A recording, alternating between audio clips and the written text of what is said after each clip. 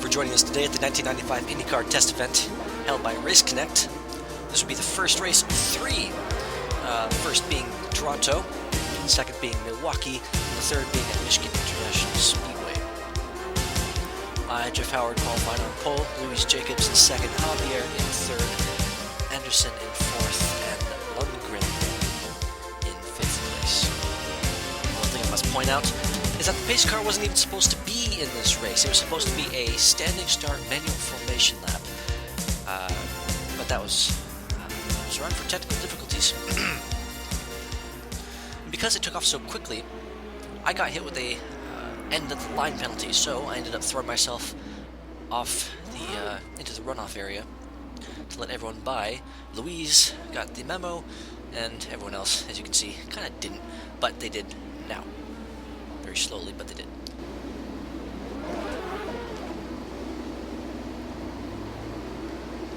So the new pole sitter will be Louise, Javier in second, Anderson in third. And I thought I was going to be behind Lundgren, but after reading my little pop message again, I found out I had to be behind at least Anderson, so I took off for that. There's Louise about 4 corners now from the start of this race.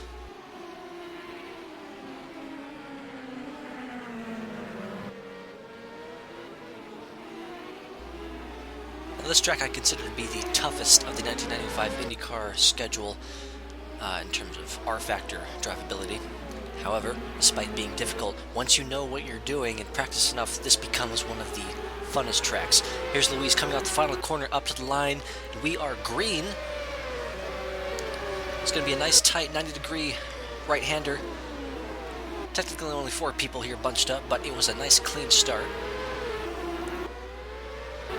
Louise and Javier getting off very nicely. I think I might have actually bumped into Anderson in the back end just a little bit around that first corner, but no damage to either of us.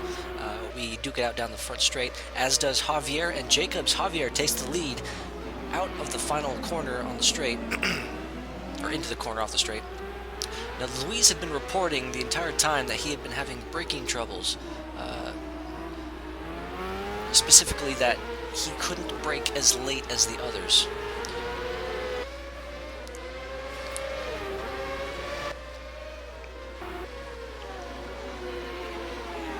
I was now right behind Jacobs pretty quickly, at least near the end of the lap. This, I have to say, is probably my favorite section of the track with how it flows. Now, I drove in a little bit too hard, I bumped into him, no damage to either of us. I take off, I'm now in second place, Javier up there in first, by about a second or so.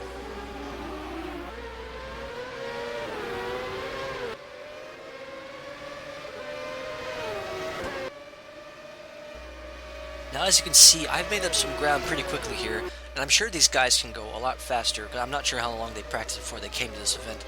But I do know that I practiced at this track for weeks, just to try and get used to it as best I could.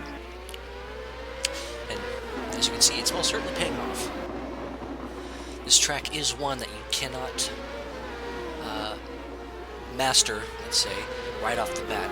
It's very difficult. It's a very fun little street track, though. Now, this is the sector that I really catch up on.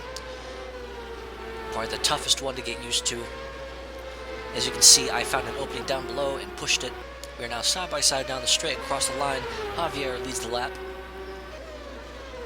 He was on the inside of the corner, though, so he had the advantage. Pulls ahead, except for then he drives a little bit too hard and into the wall. Takes out the back wheels. No, takes them out. Just spins them out. Louise is now in second place. Javier now has to limp it back. We now see Anderson and Lundgren taking their sweet old time. It's just a test event. No one had to go super fast or anything. I'm sure they probably didn't get a ton of practice in either themselves, but hey, it's clean, so it's good. On board with Lundgren, passing Javier now on the right side. Flat tire by the looks of it.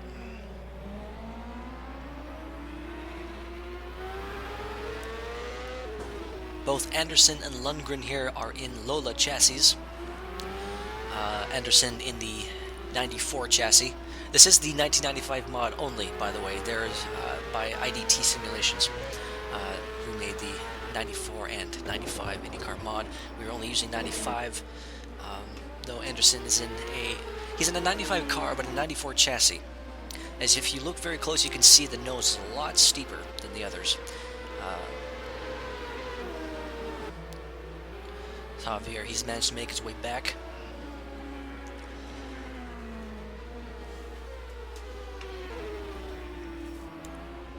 It's a nice pace. These two are running with one another, similar speeds. Lundgren looking to be just a tad faster. They come onto the back straight. What I consider to be the back straight. It's the longest one on the track, that's for sure. He gets really close. He's starting to make a move on Anderson on the inside. Is he going to be able to hold it, though? No. He backs off. Anderson keeps him to the position. And now he loses a little ground, but sure with his pace he'll be able to catch right back up. Taking it nice and easy around the corner. In fact, I actually think Lundgren tapped the wall just a little bit on the inside, not enough to really damage him, at least not significantly, as it looks to keep on going.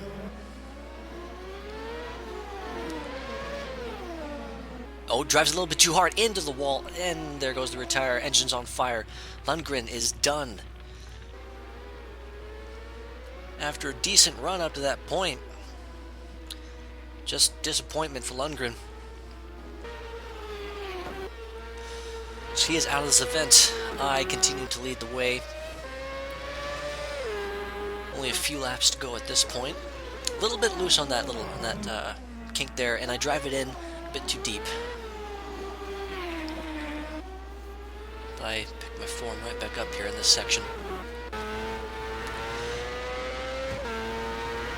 Here we are with a full onboard lap of Toronto.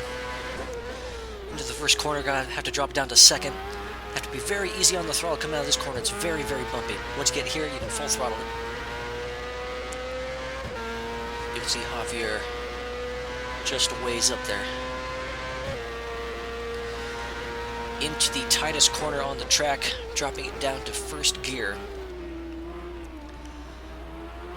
Another bumpy section at this little point. Gotta be very careful putting up to second. Might have to shift up a little early.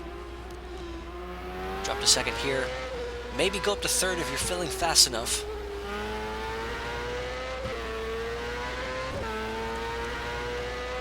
Fifth gear right through here. Drop it back down to second. This little spot that some people get caught up in. And this is a section people really get caught up in. Javier, you can see, moves off to the side, tries to get out of my way. Gets a little loose, bumps the wall, but I think he's okay. Off the final corner and to the line. That is a lap of Toronto. We now see Lewis Jacobs in second place.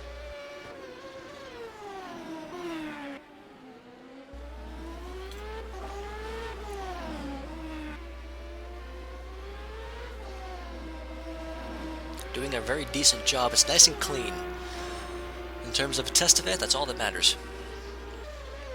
It's just to see how well we can perform. And so far, it's been very nice. With the presumably, probably the wrong word, the assumed lack of practice these individuals might have had before coming here. They're doing a very good job. Oh, that was Anderson. He's in the pits. He's out of this race. Not quite sure what happened to him. Most certainly crashed somewhere. So it's now just 3 people left in this, left on the track. Myself, Luis Jacobs, and Javier. We are now on the final lap of this race.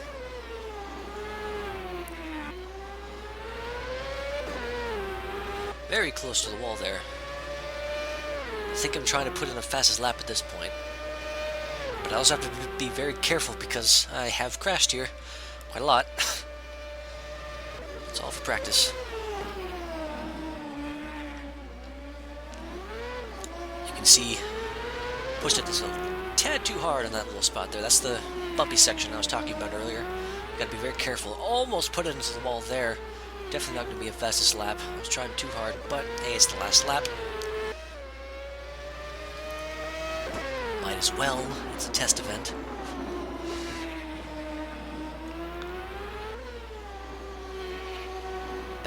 favorite section. Off the final corner. And victory for me.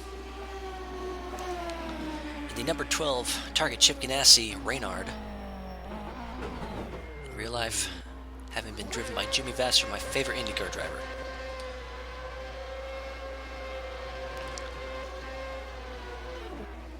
A few victory donuts. We're not going to watch Luis Jacobs in second place. He's going to finish up his race. You can see, you saw Javier in third place. He finished in third, despite the issues. A lap down though, but third.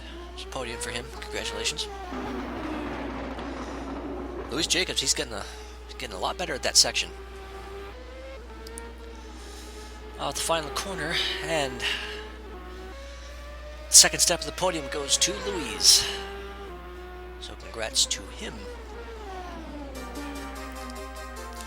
So yes, thank you very much everyone for watching. This has been Race 1 of the 1995 IndyCar Test event held by RaceConnect.